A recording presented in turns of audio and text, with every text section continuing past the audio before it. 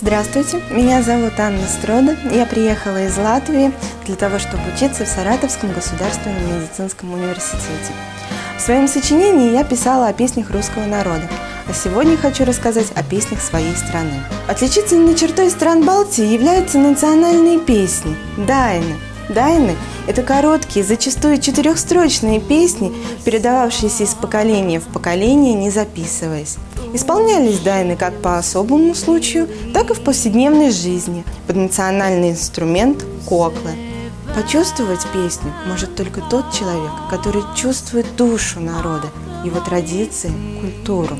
Латыши – очень мирный и спокойный народ, известный своей невозмутимостью и терпеливостью, тем, что, несмотря ни на что, стиснув зубы, преодолевают все жизненные трудности, а помогает им в этом дайны. И сегодня мои друзья из разных стран, из Мозамбика, из Кабо-Верде, из Мадагаскара, из Киргизии споют со мной латышскую песню.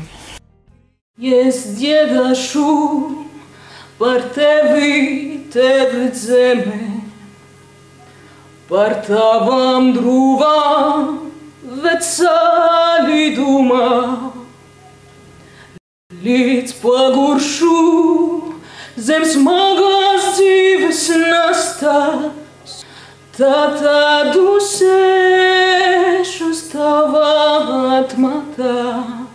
Līdz paguršu zem smagās dzīves nastas, tad usēšu tavā atmatā.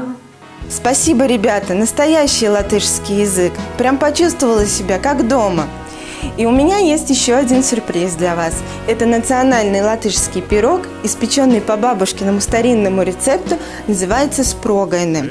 Как жаль, что я не могу вам его передать, но мы с ребятами его попробуем и обещаем, что будет очень вкусно.